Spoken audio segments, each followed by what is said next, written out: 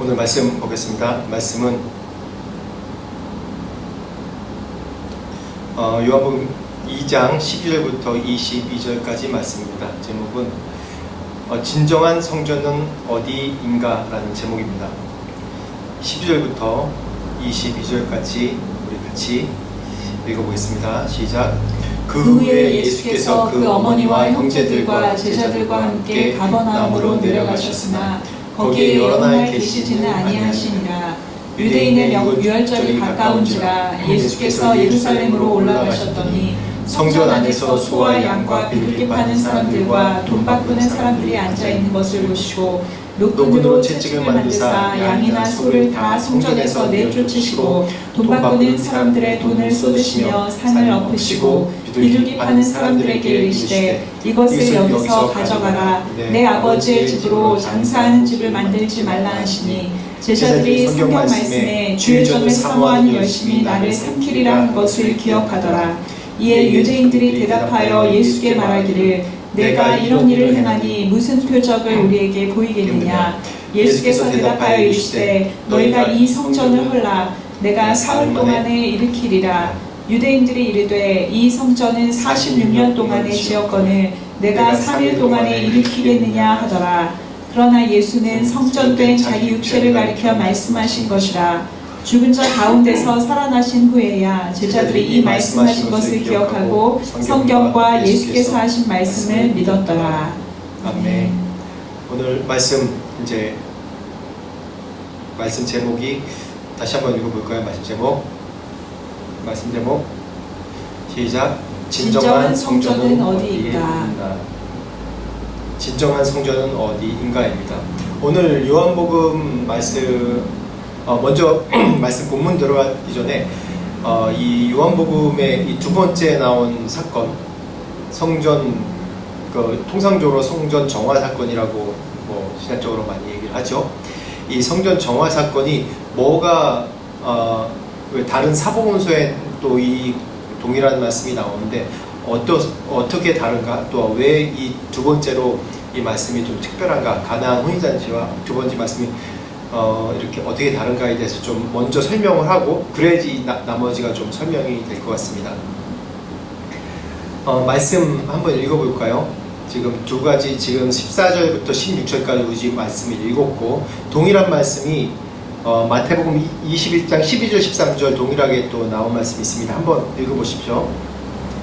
예수께서 성전에 들어가사 성전 안에서 매매하는 모든 사람들을 내쫓으시며 돈 바꾸는 사람들의 상과 비둘기 파는 사람들의 의자를 둘러 엎으시고 그들에게 이르시되 기록된 바 내 집은 기도하는 집이라 일컬음을 받으리라 하였거늘 너희는 강도의 소굴을 만드는도다 하시니라. 아멘.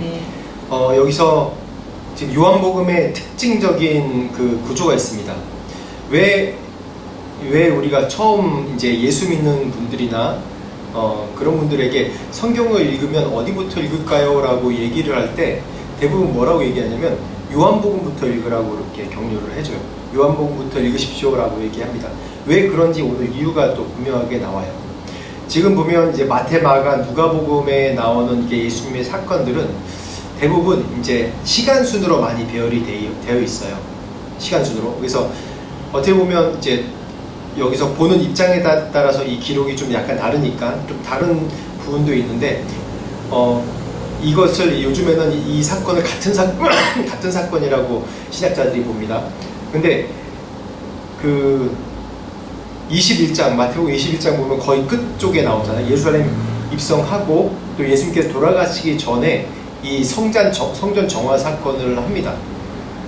그래서 그 후에 또 예수님께서 십자가 못 박히시고 그런 장면이 보면서 또 부활하시는 장면을 보면서 이 성전 정화 사건이 어떤 의미로 예수님께서 이렇게 그때 당시에 이렇게 성전 정화 사건을 하셨는지 우리가 알 수 있는데, 오늘 요한복음 특별한 게 뭐냐면 우리가 처음 예수 믿는 분들이 그런 시대순 배열의 관심보다 예수님이 어떤 분인가에 대한 그런 관심이 많아요. 그렇게 알아야죠. 그래서 예수님께서 처음으로 한 표적이 뭐라고 그랬죠? 가나안 혼인잔치예요. 그 혼인잔치의 표적으로 인해서 예수님이 어떠한 죽음으로 죽고 또 포도주의 비유도 어떠한 그 사건으로 너희를 정결케 하는지에 대해서 그런 얘기를 했죠. 그래서 첫 번째 표적이라고 분명히 얘기했습니다. 1장에. 근데 이게 바로 두 번째 표적입니다. 마테마가 누가복음은 예수님의 사건에 대해서 시간대로 배열했다면 지금 이 요한복음 사건은 예수님 중심으로 그 의미 스토리식으로 예수님 중심으로 그 의미에 대해서 배열한 사건이에요. 그래서 예수님에 대해서 이 두 번째 표적이 성전 정화 사건입니다.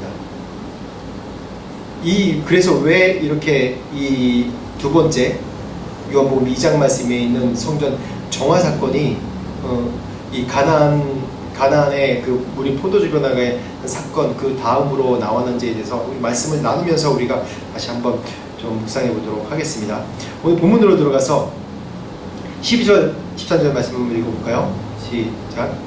그 후에 예수께서 그 어머니와 형제들과 제자들과 함께 가버나움으로 내려가셨으나 거기에 여러 날 계시지는 아니하시니라. 유대인의 유월절이 가까운지라 예수께서 예루살렘으로 올라가셨더니 네,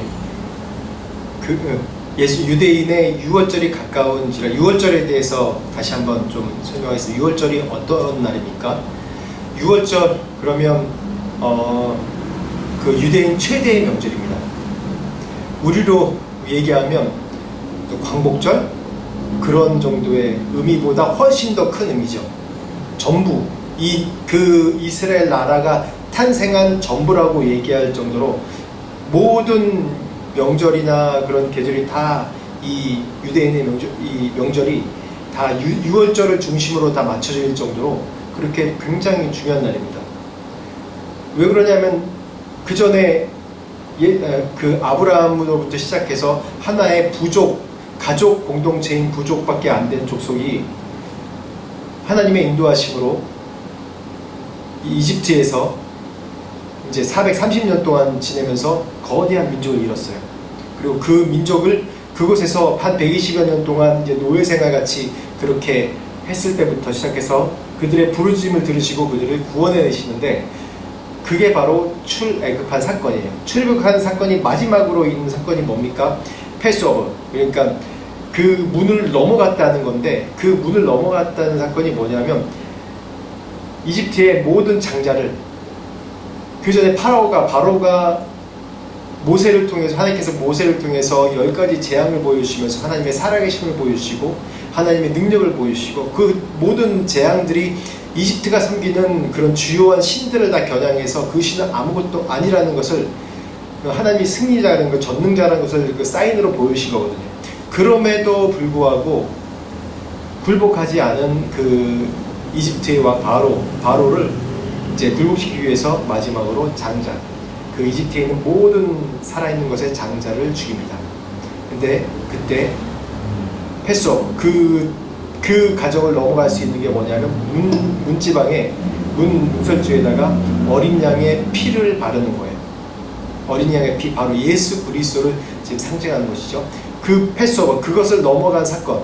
그랬기 때문에 이집트에서 이스라엘 백성이 나오고 출애굽하고 광야에서 이제 나라를 구성하죠. 그 유월절을 지키는 사건입니다. 근데 그 유월절의 어린 양이 바로 예수 그리스도이시죠. 예수 그리스도가 뭡니까? 유월절의 어린 양, 그분이 바로 내가 이 유월절의 진정한 어린 양, 너희를 구원한 그리고 성전이 된다라는 그런 의미로 유월절에 예수님께서 예루살렘 올라가셔서 자기를 나타내 보여주셨습니다. 그 14절 14절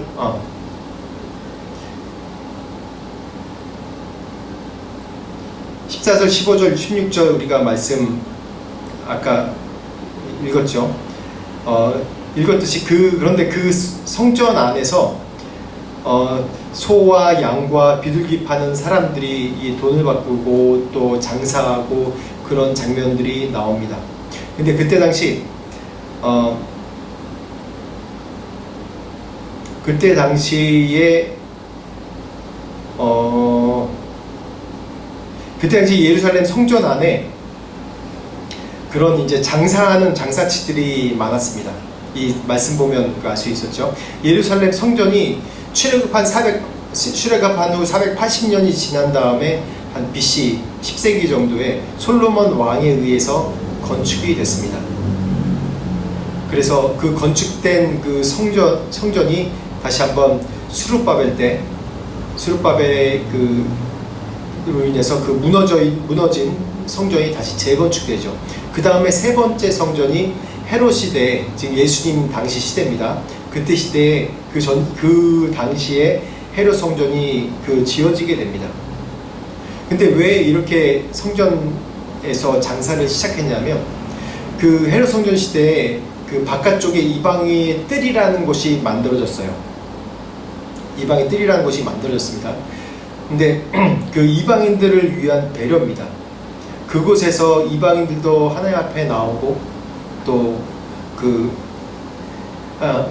하나님께 예배할 수 있는, 기도할 수 있도록 배려한 곳입니다.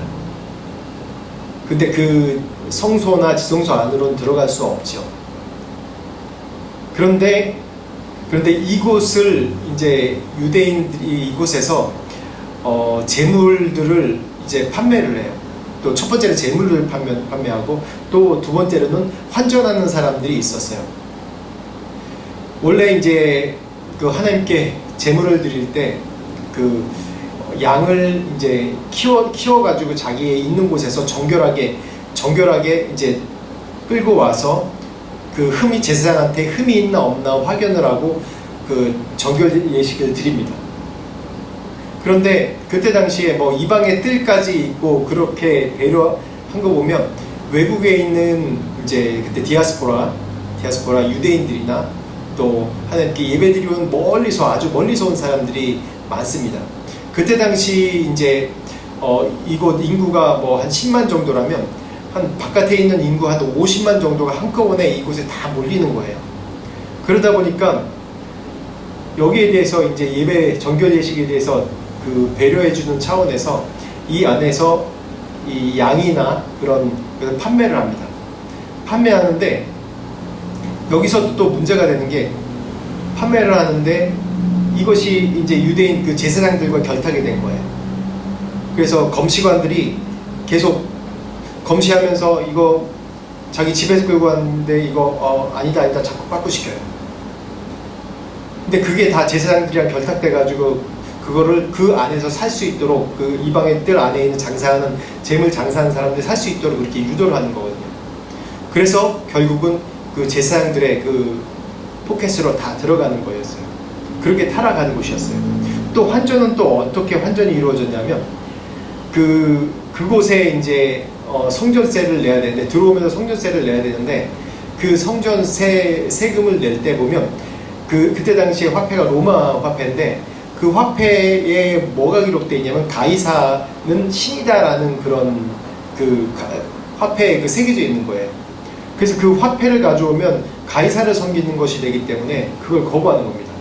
그래서 그 성전에 세금을 낼 수 있도록 또 화폐를 발행을 해요. 그런데 이 환전하는 그런 환차 행위에 있어서 굉장한 수익을 얻게 됩니다. 그래서 이 예루살렘 성전 또 제사장들이 이 이해관계에 있는 사람들이 돈이 많다 보니까 이제 이들이 처음에 만든 제도 이방의 뜰 또한 멀리서 오는 그런 예배드리러 오는 사람들을 배려하기 위해서 흠없는 그런 재물을 준비하는 하는 그런 취지의 배려에 맞지 않게 다 타락해버리는 거예요. 다 장사치로 만들어버리는 거예요. 다 돈이 가장 중요하고.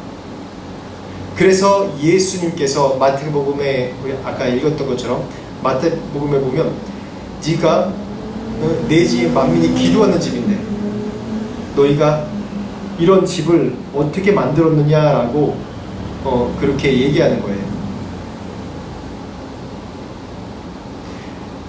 한번 읽어볼까요? 시편 이사야 56장 7절 에레미야 7장 11절 말씀 시작.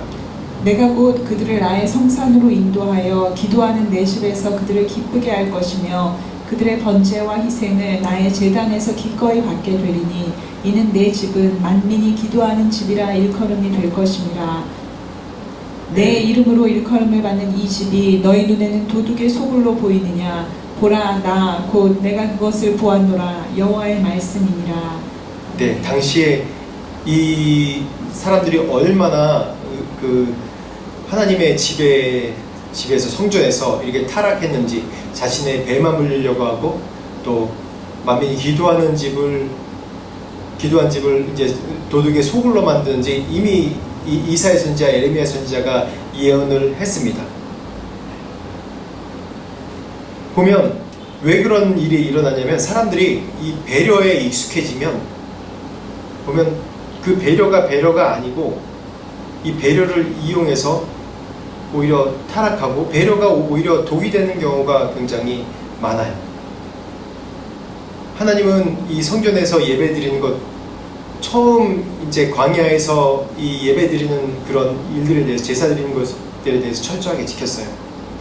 어떻게 하나님께 나올 때 진지함으로 나오는지, 자신이 겸손히 나오는지, 어떻게 이 제물을 드림으로 인해서 나의 죄가 얼마나 사악하고 용서받을 수 없는 죄악인지, 그러한 죄인이 하나님께 용서받을 수 있는 그런 정결한 자로 거듭나는지에 대해서 철저히 가르쳤는데, 그러면서 이 제도 가운데 이방의 뜰에서도 멀리서 오는 사람들까지 배려해서, 왜냐하면 하나님께 나와서 예배드리면서 내가 그 의미를 깨닫고 내가 얼마나 죄인인지, 또 하나님을 의지하는지 그것을 깨닫는 게 가장 중요하기 때문에 어떠한 형식과 어떠한 프로세스가 아니라, 그래서 이렇게 배려를 한 건데도 불구하고 그 익숙함이, 배려의 익숙함이 이들에게 독이 되어버린 겁니다. 한번 말씀 읽어볼까요? 누가복음 17장 26절에서 30절 말씀 한번 읽겠습니다. 시작. 노아의 때에 된 것과 같이 인자의 때에도 그러하리라. 노아가 방주에 들어가던 날까지 사람들이 먹고 마시고 장가들고 시집가더니 홍수가 나서 그들을 다 멸망시켰으며, 또 롯의 때와 같으리니 사람들이 먹고 마시고 사고 팔고 심고 집을 짓더니 롯이 소돔에서 나가던 날에 하늘로부터 불과 유황이 비오듯 하여 그들을 멸망시켰느니라. 인자가 나타나는 날에도 이러하리라. 아멘. 노아의 때 전 세계가 다 멸망했을 때도 어떠한 일이 일어나냐면, 사람이 먹고 마시고 장가가고 시집가고 그런 일이 일어났다고 합니다.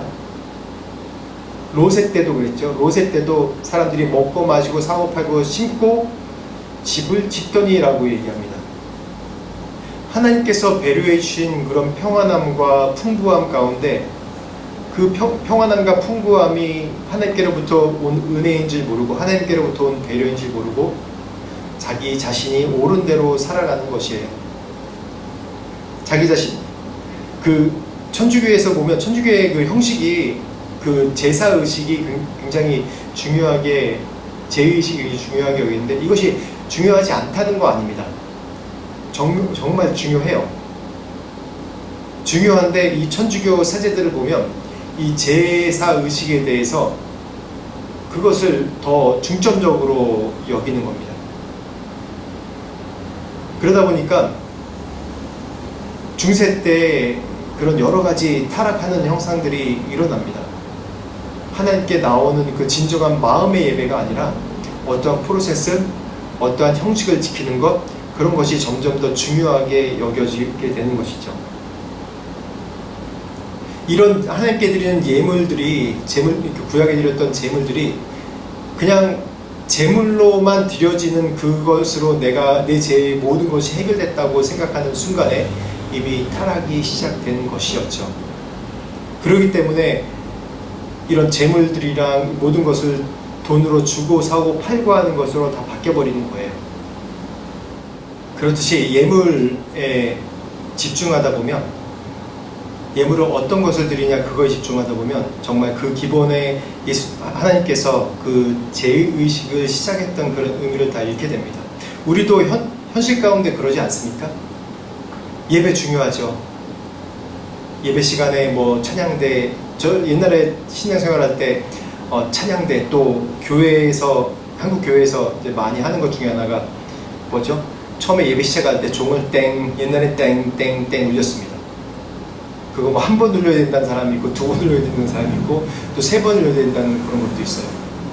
또 예배는 예배 형식이 뭐 찬송 뭐 이렇게 나가야 된다는 것이 있어요. 또 어쩔 때는 예전의 일이지만 예배 시간에 뭐 드럼 연주하면 안 된다, 기타 쓰면 안 된다, 피아노밖에 안 된다. 또 어느 교단은 또 반주도 안 되는 그런 교단도 있어요. 그게 중요한 것이 아니죠. 물론 사람마다 그것에 영향을 끼치는 사람들이 많이 있습니다. 형식이 중요한 게 아니라 형식이 오히려 내 자신의 신앙을 잡아먹는 것이 돼요. 형식. 하나님께 나온 제사식을 만들 때는 그 형식을 정확하게 지키라고 말씀하셨죠. 그 말씀이 뭐냐면 그것을 통해서 하나님께서 그 제정하신 의미를 알으라는 거예요. 레위기나 구약을 설교할 때, 또 신약에 예수님께서 하셨던 그런 일들, 사건들을 하나하나 설명할 때 그것을 구약과 연결시켜서 하나하나 또 의미를 부여해서 설명합니다. 그 하나에 다 의미가 있거든요. 그걸 통해서 그대로 따르고 하라는 것도 중요하지만 그 의미를 잊어버린다면, 하나님께서 제정하신 그 의미를 잃어버린다면 이미 그 제사는, 하나님께 드린 예배는 의미가 없어지는 것이에요. 그렇기 때문에 하나님께 나오는 정결케 되고 하나님을 만나는 순간보다 그곳에서 이 이방의 뜰에서 어떤 좋은 재물을 더 값싼 돈으로 살까, 그것이 더 집중이 돼버리는 거예요. 하나님께 나오는 것이 아니라. 그래서 예수님께서 직접 그 성전에 방문하셔서 성전을 정결케 하시고 회파시킬 때는 너희들에게 그 수천 년 동안 해왔던 이런 제사식이, 너에게 가르쳐주었던 이런 제사식이 중요한 것이 아니라 내가 바로 너희의 성전이다. 너희의 성전이라는 의미예요. 그래서 예수님께서 돌아가셨을 때 성소의 휘장이 반으로 잘라졌지 않았습니까? 어떠한 의미로 예배를 드려 하나님께 나와야 되는지 그 의미가 다 훼손돼 버리고 하나님 앞에 나오는 그런 마음이 훼손돼 버린다면 내가 드리는 예배, 내가 드리는 그런 찬양, 의식 아무것도 소용이 없어요. 하나님께 드리는 간절한 마음이 정말 제일 중요한 것입니다. 그래서 15절, 16절 말씀 한번 읽어보십시오. 시작. 노끈으로 채찍을 만드사 양이나 소를 다 성전에서 내쫓으시고 돈 바꾸는 사람들의 돈을 쏟으시며 상을 엎으시고 비둘기 파는 사람들에게 이르시되 이것을 여기서 가져가라. 내 아버지의 집으로 장사하는 집을 만들지 말라 하시니. 아멘. 여기서 보면 예수님께서 노끈으로 채찍을 만드사 성소의 성전을 다 내쫓으시고 돈 바꾸는 환전하는 사람을 다 쏟아 엎고 또 비둘기 팔고 막 그런 사람 다 내쫓았어요. 비둘기 파는 사람들, 이게 뭐냐면 정말 가난한 사람들은 비둘기 한 마리라도 사서 이거를 제물로 바치라는 거예요. 그러니까 가난한, 돈만 있는 사람뿐만 아니라 가난한 사람들의 그런 등골까지 다 빼먹는 것이 이 성전의 예배였어요. 그러니까 얼마나 많이 타락했습니까? 얼마나 많이 타락했어요. 하나님의 교회는 예배하는 것이고 가난한 사람이든 부자이든 어느 신분 고하에 상관없이 하나님께 나오는 그런 통로가 되어야 되는 것이에요. 그것이 이 예배, 성전의 그런 본래 의미입니다. 어떤 공간이나 그런 것이 중요한 것이 아닙니다. 하나님께 나오는 마음이에요. 마음. 하나님과 교제하는 것입니다. 그래서 이 모든 것을 쏟아 엎으실 때 이 사람들이 얼마나, 직접 장사하는 사람들 얼마나 황당했겠어요. 그렇게 장사하는 사람들은 아마 생각도 없이 그냥 해오던 일들이니까 당연시 생각했을 겁니다. 장사꾼들한테는 예수님께서 이 한 것이 도발하는 것이고 자신의 먹고 사는 문제를 다 그냥 회파시켰다고 생각하시는 것이죠. 생각하는 게 되는 거죠. 이 생계를 다 엎어버렸다는 그렇게 의미로도 받아들였던 사람들도 분명히 있었을 겁니다. 그런데 중요한 거는 이 하나님께 나오는 마음이, 하나님께 나오는 마음에 방해되는 그런 모든 것들을 다 없애버려야 된다는 것이에요. 하나님보다 더 중요하게 여기고 하나님보다 더 우선시되는 것들을 다 없애버려야 된다는 것이에요. 그것이 내가 손해를 보든 안 보든지 간에 상관없이 내가 개인적으로 하나님 앞에 나오는 것에 대해서 방해받는 것들, 모든 것을 다 끊어버리라는 것이. 너희가 죄인 상태에서 온전한 몸으로 가는 것보다 너의 팔 하나가 잘려나가고 눈 하나가 없어지던 그런 상태로 주님의 나라 들어가는 게 훨씬 낫다고 예수께서 말씀하시지 않습니까? 그래서 이 사건 이후에 이 제자들이 또 이 증거를 합니다. 17절 말씀 한번 볼까요? 시작. 제자들이 성경 말씀에 주의 전을 사모하니 열심히 나를 삼키리라 한 것을 기억하더라. 시편 말씀 69편 8절 9절 말씀 또 읽어보겠습니다. 내가 내 형제에게는 객이 되고 나의 어머니의 자녀에게는 어떤 사람이 되었나이다. 주의 집을 위하는 열성이 나를 삼키고 주를 비방하는 비방이 내게 미쳤나이다.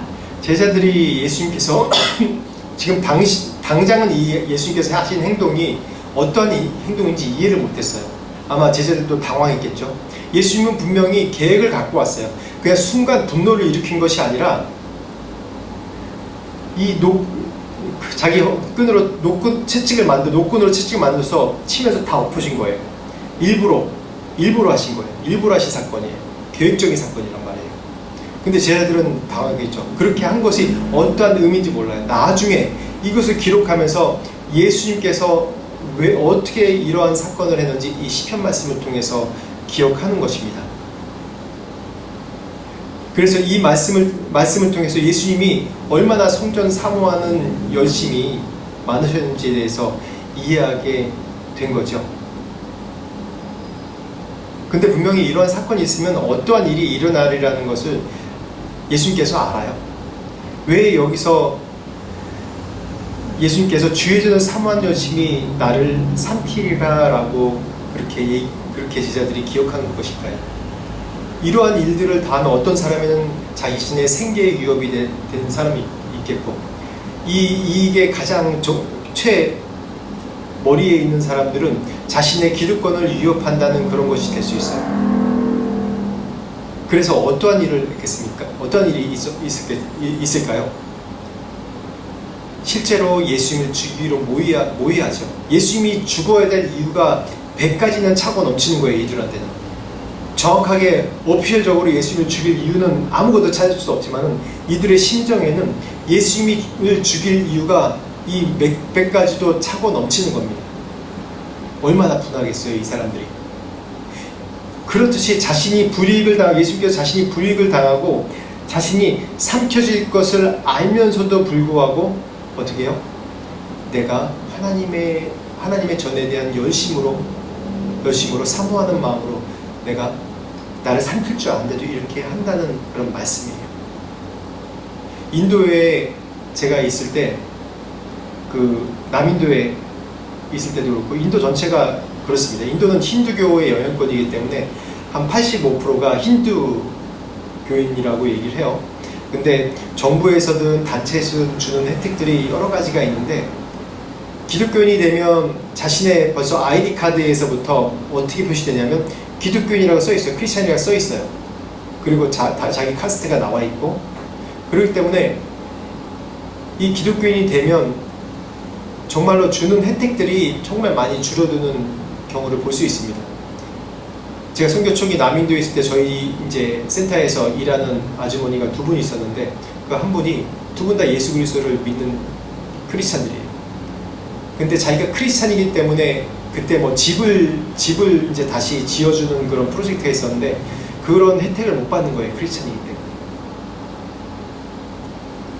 근데 그래서 인도나 또 중동이나 또한 파키스탄에서도 마찬가지예요. 여기서도 제가 파키스탄 사람들을 만나서 그분들을 이제 구제하는, 그분들 도와준 사역도 했었는데 그분들은 목숨 걸고 자기네 나라를 버리면서까지 이곳에 있는 거예요. 하나님에 대한 열심이죠. 하나님의 전에 대한 열심. 그것뿐이겠습니까? 초대 교인들은 어떻습니까? 하나님의 전에 대한 열심이 자기 자신을 삼킬 것인 줄 알면도 불구하고 예수님이 사랑하는 마음으로 그들의 목숨까지 다 내걸고 예수 그리스도를 믿는 것이죠. 그뿐입니까? 6.25 전쟁 당시 또 일제시대 때 많은 우리나라의 믿음의 선배들이 어떻게 했습니까?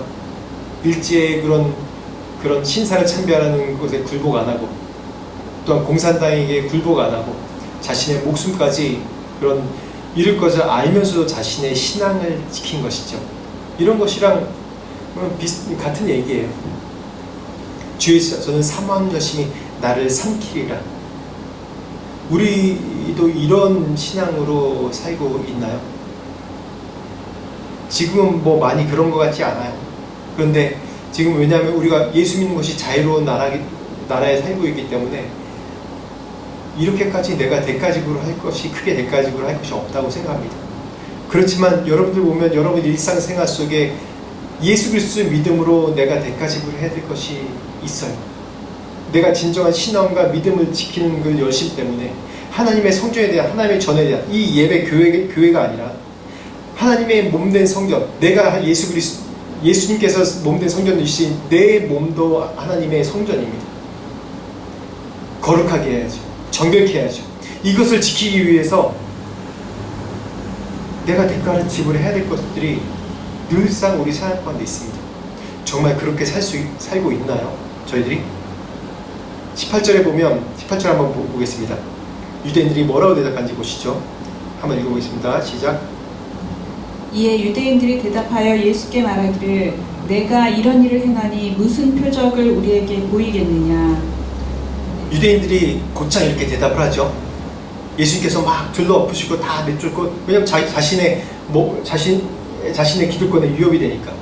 그래서 곧장 대답합니다. 네가 무슨 권한이 있는데 무슨 그런 표적을 보일 수 있어 우리한테? 그랬을 때 아마 저 같았으면 만약에 제가 예수님이라면 당장 표적을 보였을 거예요. 진짜 슈퍼맨이 돼가지고 한번 지구를 한번 7바퀴 반을 돌아서 오든지, 아니면 뭐 스파이더맨이 돼서 막 그 초능력을 행하든지, 아니면 매트릭스처럼 딱 이렇게 하면 이 총알이 날아오는 걸 딱 막아가지고 그렇게 하든지, 아마 그 자리에서 내가 어떤 능력이 있고 기적을 행하는지 보여주겠다, 그리고 내가 성전 엎은 그런 일에 그런 당위성을 보이는 것으로 지금 했을 거예요.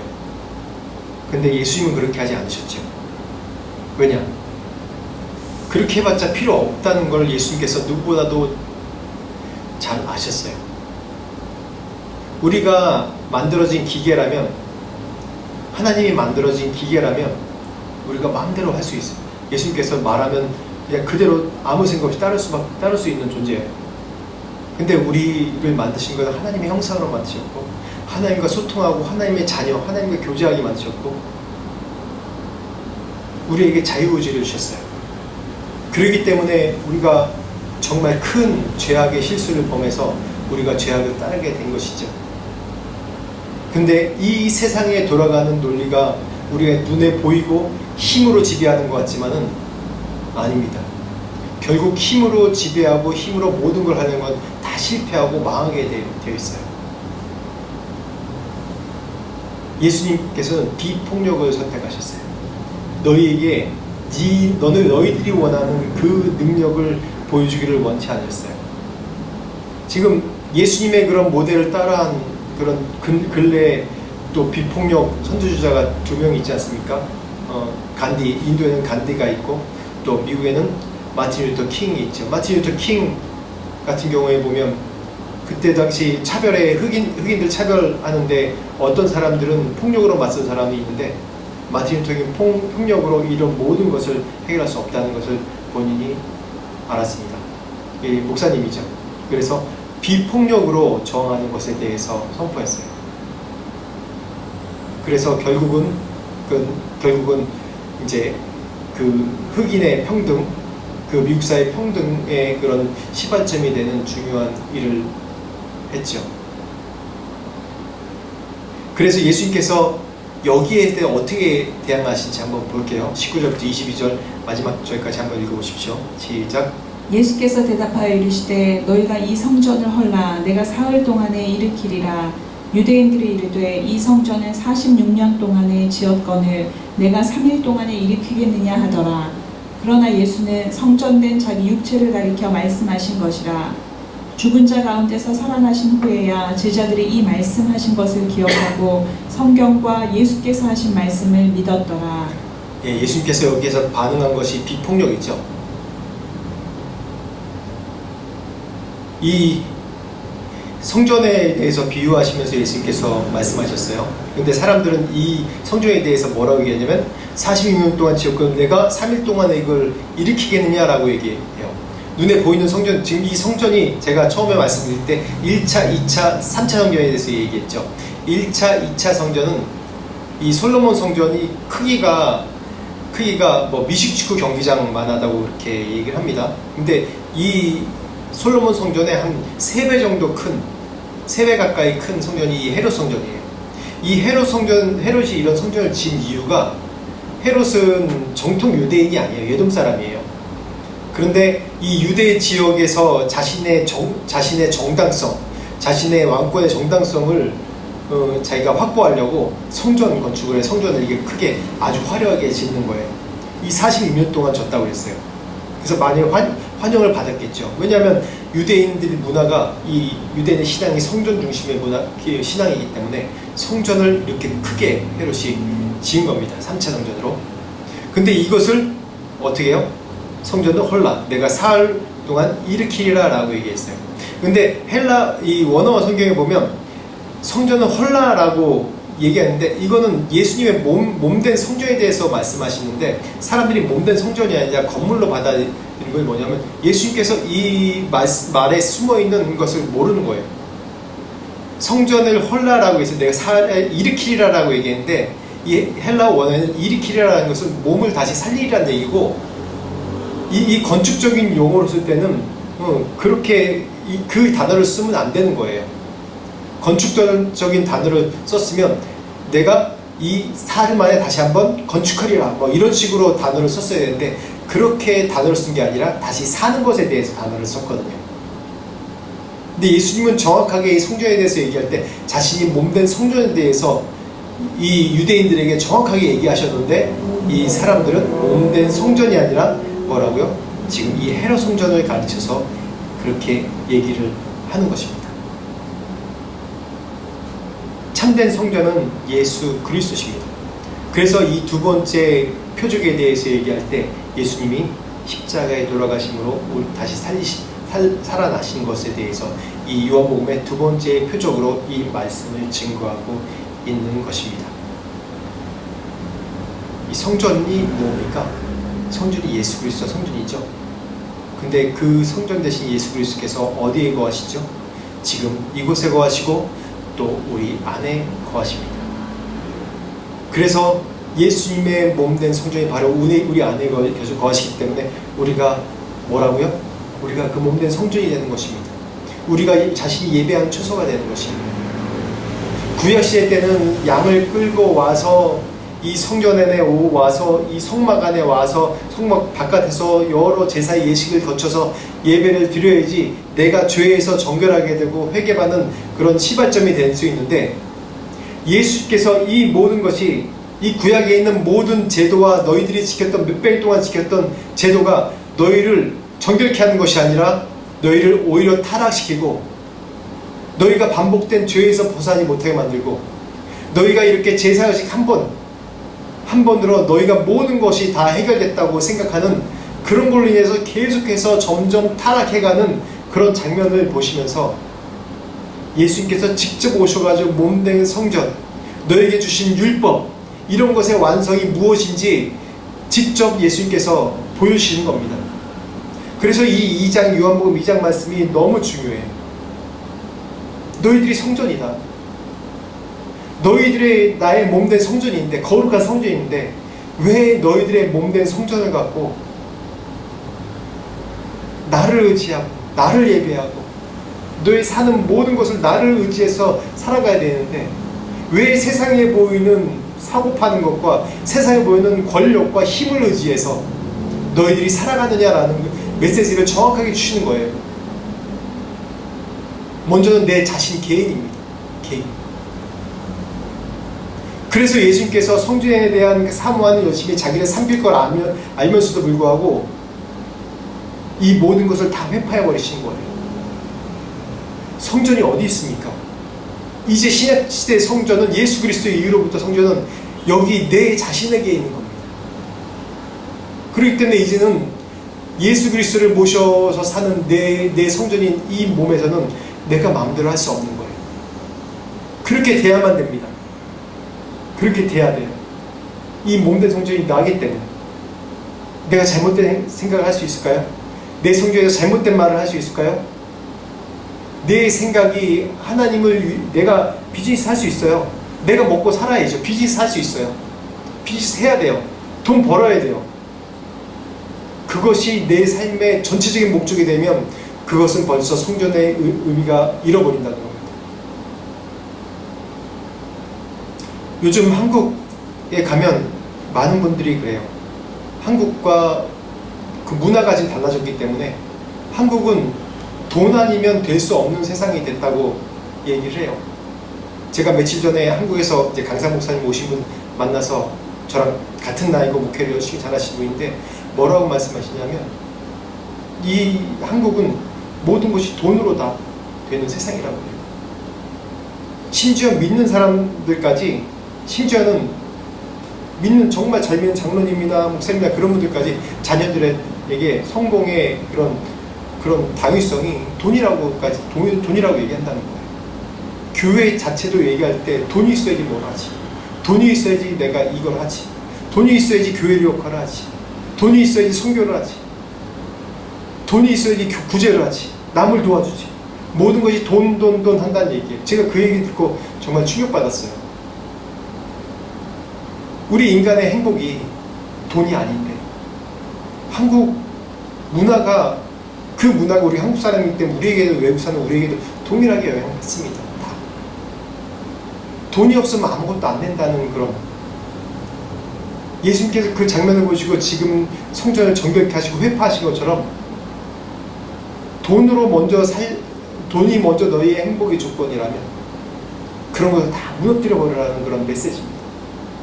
너희를 돈이 행복하게 할 수가 없고, 돈이 너희를 거룩하게 할 수 없고, 돈이 너희를 교회된 교회가 되게 할 수 없고, 돈이 너희의 위치와 너희의 능력을 증명할 수 있는 게 아니라는 것을 메시지로 오늘 이 말씀 통해서 던지시는 거예요. 우리는 몸된 성전입니다. 그 몸된 성전이 내 자신에게만 적용되는 것이 아니라 내 가정에 적용되고, 내 공동체에 적용되고, 내가 주석하는 교회에도 동일하게 적용되는 것입니다. 그래서 예수께서 이 땅에 오셨어요. 너희가 보이는 것에 눌려 살지 말라. 너희에겐 영원한 천국이 있다고 말씀하시려고 이곳에 오신 거예요. 제가 신명기서, 새벽 예배 때 신명기서 계속 강의를 하는데, 마지막 모세가 마지막 죽으면서 이스라엘 백성들에게 축복하면서 한 얘기가 뭐냐면, 전 그 말씀이 되게 감동됐거든요. 너희는 행복한 자로다 라고 얘기를 해요. 우린 행복한 사람들입니다. 왜냐? 우린 예수 믿는 사람이기 때문에. 왜요? 예수 그리스도 믿기 때문에 우리는 영원한 천국을 소유한 사람이거든요. 왜요? 죄에서 구원받고 영원한 천국을 가진 사람입니다. 그 이상 무엇이 더 중요합니까? 신명기 마지막 말씀 보면 모세의 축복이 나오는데 각 지파마다 여러 종류의 축복을 얘기를 해요. 어떤 지파는 큰 축복을 얘기 못해요. 근데 그게 뭐가 중요합니까? 각자 달란트대로 어떤 사람은 정말 세상 사람들이 보기에 영향력 있는 사람이 될 수도 있고, 대통령이 될 수도 있고, 아닐 수도 있고. 근데 정말 중요한 거는 예수님께서 날 위해 십자가에 돌아가시고 난 천국을 소유한 사람들입니다. 그렇기 때문에 이 하나만으로 뭐라고요? 너는 행복한 자다. 성전은 어디 있습니까? 바로 이 안에 있습니다. 이 안에.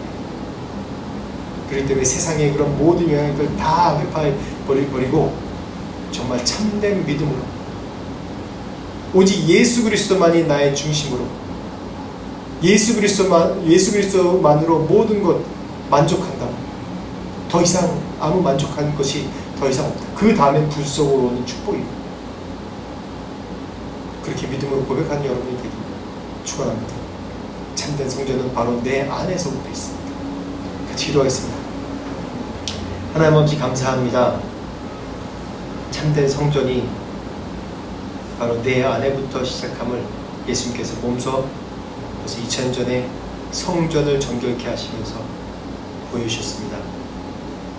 하나님, 너무나도 우리는 이 세상의 영향을 받고 그런 사람들이기 때문에 좌절하고 실망하고 낙담할 때가 많습니다. 보여지는 현상이 너무나도 암울하기 때문에 우리가 고난받는다고 얘기하고 낙심한다고 얘기하고 좌절한다고 우리의 입술로 고백할 때가 많습니다. 하나님 용서하여 주시옵소서. 이 세상에 보이는 곳에 끌려다니지 않게 하시고 참된 성전이 내 안에 있으므로 나는 행복한 자고 나는 천국을 소유한 자고 더 이상 바랄 것이 없는 그런 예수 그리스도 한 분만으로 내가 만족한다고 고백하는 우리 모두가 될 수 있도록 하나님 은혜 베풀어 주시옵소서. 그 이후로 오는 그런 모든 재물과 또한 능력과 그런 위치와 그런 지위와 모든 축복은 나에겐 부수적인 것이고 예수 그리스도만이 나의 만족이고 나의 전부라고 고백하는 우리 참된 믿음에 고백하는 그런 예수 그리스도의 제자들이 될 수 있도록 축복하여 주시옵소서. 지금 우리 주 예수 그리스도의 은혜와 하나님 아버지의 무한하신 사랑과 성령님의 감화감동 역사하심이 참된 성전이 내 안에 있음을 고백하고 만족하며 예수 그리스도만을 의지하며 살겠다고 고백하는 예수 그리스도가 전부라고 고백하고 사는 그런 모든 믿음의 사람들에게 지금부터 영원토록 함께 하시기를 간절히 축원하옵나이다.